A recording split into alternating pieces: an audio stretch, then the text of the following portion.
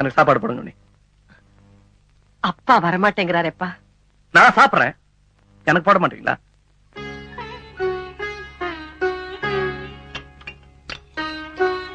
நான் சாப்பிட போறேன், வயிறு நிறைய சாப்பிட போறேன், எனக்கு பசிக்கல. 4 பேர் உயிரை காப்பாத்தினா அது பாவம்னு இந்த சாமி சொல்லிச்சேன்னா இந்த சாமி எனக்கு வேணாம். எனக்கு பசிக்குது, நான் சாப்பிட போறேன். எனக்கு தெய்வ தோஷம் ஒண்ணும் கிடையாது.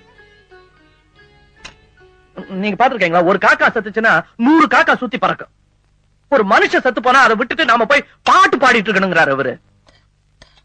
சாரி, நான் சாப்பிட போறேன். இந்த நாட்டுல இப்ப கான கச்சேரி தேவையில்லை, ஞான கச்சேரி தான் தேவை. மத்த வீட்டுலாம் பாருங்க, ஒரு பொருள் இந்த மாதிரி நல்ல காரியம் செஞ்சுட்டு வந்தா முதுகுல தட்டி கொடுப்பாங்க. இவர் 2 நாள் பட்டினி கிடக்க போறேன். நான் சாப்பிட போறேன்.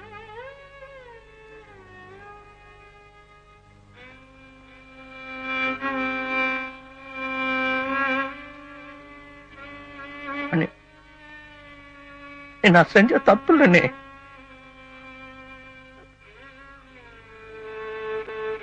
உங்களுக்கு மாதிரி புரியல.